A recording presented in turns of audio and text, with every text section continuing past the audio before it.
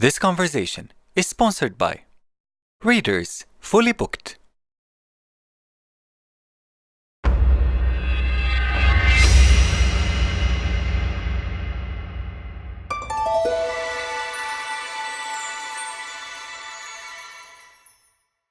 This is what I know.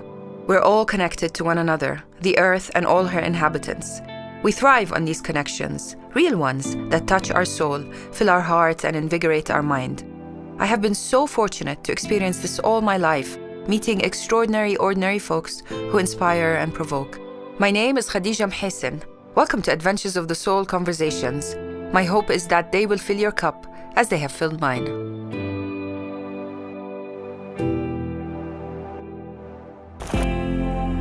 My guest today is Larry McIlvain, a longtime friend and colleague. We first bonded many years ago over our shared admiration of the work of the sociologist and author Brené Brown. Her book, Daring Greatly, sparked many interesting kitchen counter conversations that have inspired our formal sit-down today. Larry has been the head of the American School Amman for the past 10 years.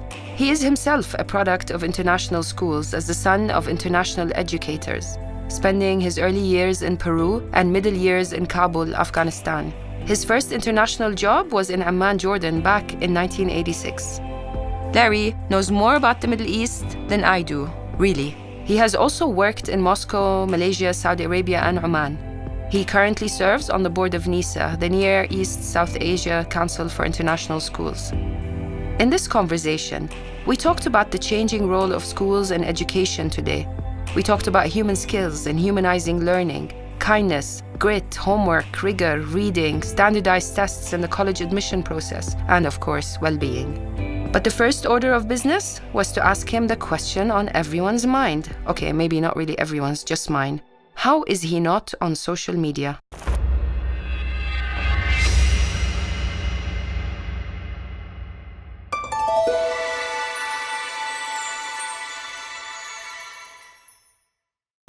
Everybody on social media thinks they have free voice. There's no accountability for what they say.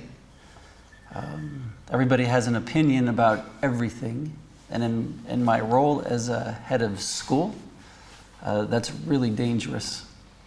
So I have a Twitter account that you never use. That I seldom use, though I'm thinking about starting again. Just to market the work we do, because I think it's great work. So you are admitting that social media has its advantages. It's just figuring out a balance. Yes, it has advantages, but it's the balance piece of what do you share, how much do you want to put yourself out there.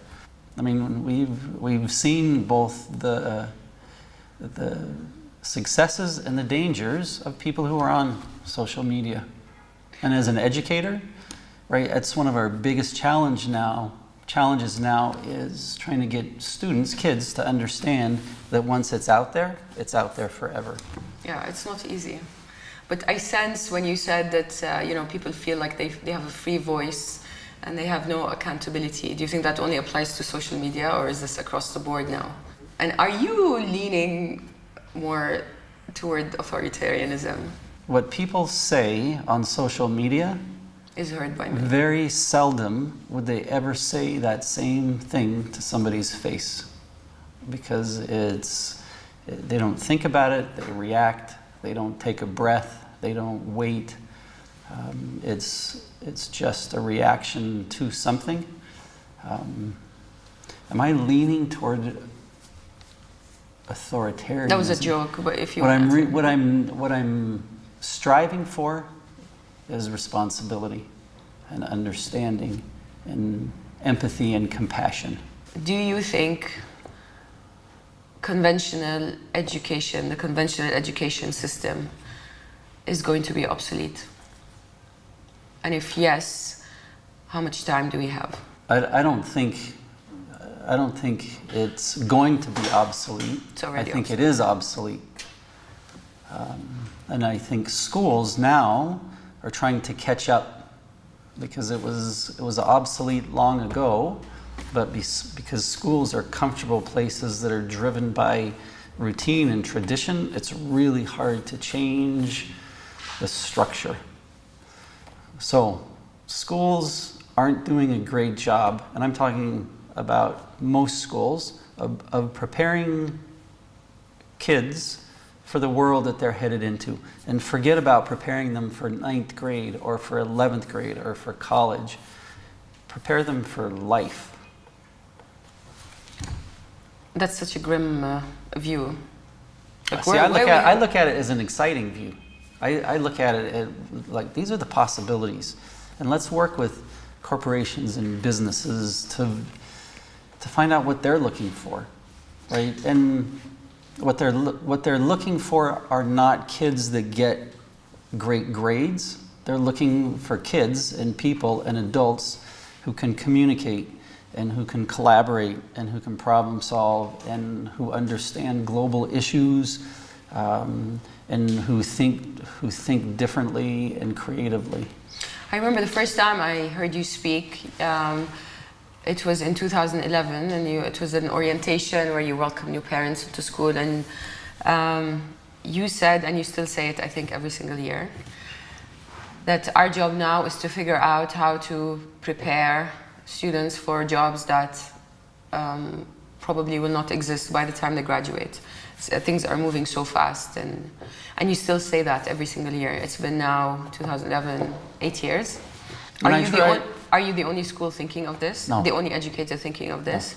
No. Many schools are, and many schools are doing some really innovative, creative things in their schools. Breaking down structures, breaking down time allocations, thinking about what is the next 5 years going to look like. I showed a couple of weeks ago, I showed our staff a short clip from a BMW plant.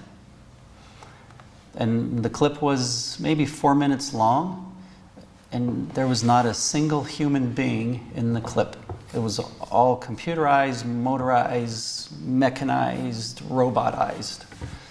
Yeah, that's now what everybody's saying. I mean, Yuval Harari in his latest book was talking about how artificial intelligence and machines are going to take over the world. So the only thing we have left as humans is emotional skills, and that's what we need to focus on. So we may have started with social media, but really our conversation was twofold: the aspirational world of education and the reality of the circumstances dictating and driving, even halting, education today. So I always look at the aspirational piece. So right? We start with that. Let's start with aspirations and what I'm assuming what schools could be, might be, what we want kids to look like. And the fact that schools don't work in a vacuum. Schools work in like a complete environment where you have businesses, you have colleges, you have governments. There's a whole other environment that the schools work within. Expectations of parents, yeah. right? And expectations of what parents think school should be. Because what I often hear is, well, this is how I went to school, and look at me, I'm fine. I'm fine. Yeah, I say that all the time. I can punctuate and I can spell, and I don't see there's a lot of emphasis on that, or grammar skills, or. But yeah, let's talk about aspiration.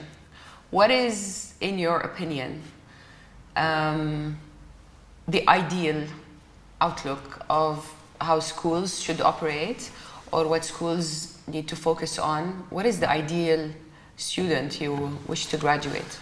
So the ideal student will encompass a set of skills that they have to function, right? Because there's still the academic piece.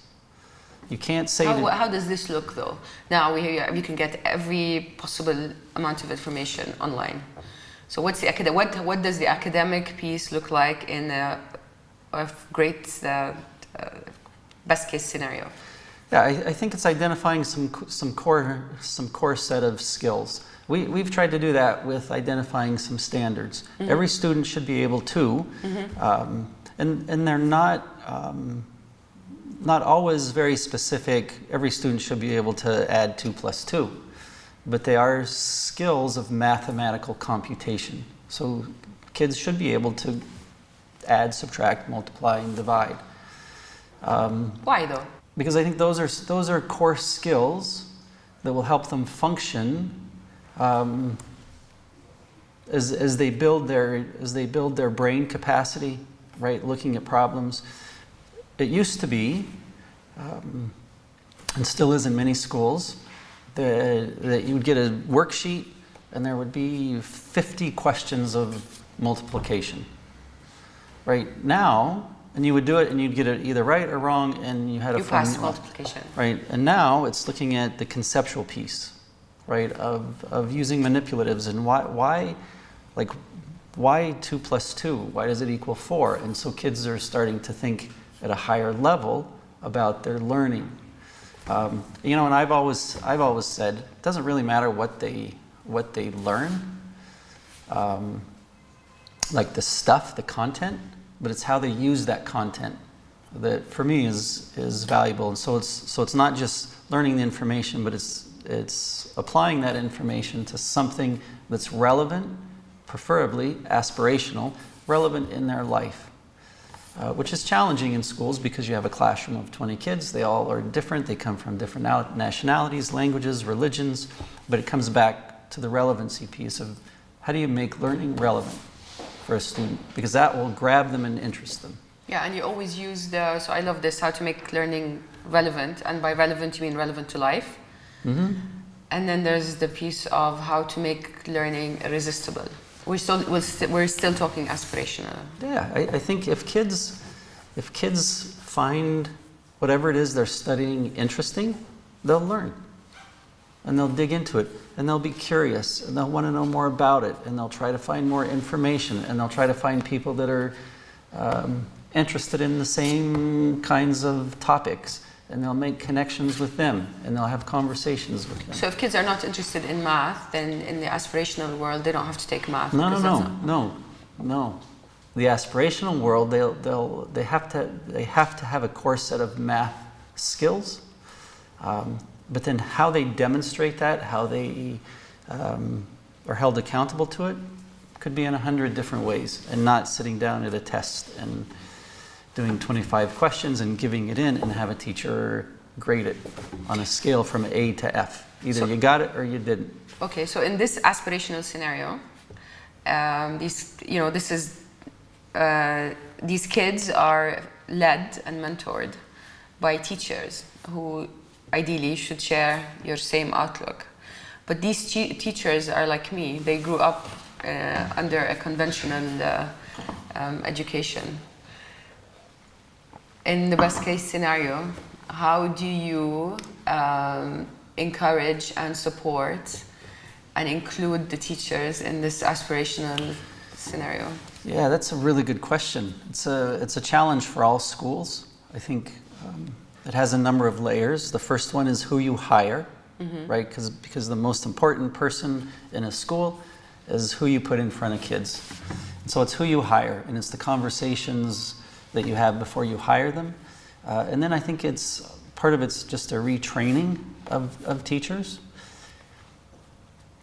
And it's showing them how a change in their teaching practice can change behaviors of kids. Because the days of I'm the teacher, I know everything, you're the student, I'm giving you all this information, it's over. Because there's actually an app now that a student can take a picture of a math problem, and the app will automatically solve that math problem for them.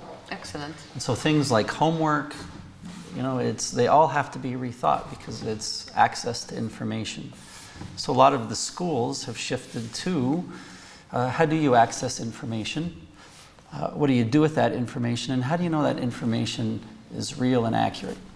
So by the same argument, when we were talking about the rise of infotech and biotech and artificial intelligence, really in the aspirational world, I don't know how aspirational that is, we don't need teachers, we need mentors. You need facilitators, mentors. Yeah. who offer love and support. And let's face it, even us who grew up in a conventional setting, the teachers remember that most affected our lives were not the teachers who taught us calculus necessarily. They were the ones who supported us and instilled a sense of confidence in us. The greatest skill that we can leave, the kids can leave our schools with, are the personal skills. Because you can have the technology and you can have the robots, but at the end of the day, people have to sit down, they have to get along, they have to collaborate, they have to work together. Very few places in the world now are where people work in isolation. I mean, you have a team, 1, 2, 3, 4, 5, 6. You have a team of 6 people here, right? Without all of them working together, you can't do anything. You can't do this. The lights wouldn't work, cameras wouldn't work, microphones wouldn't work, right? So it's that collaborative piece of people working together, solving problems.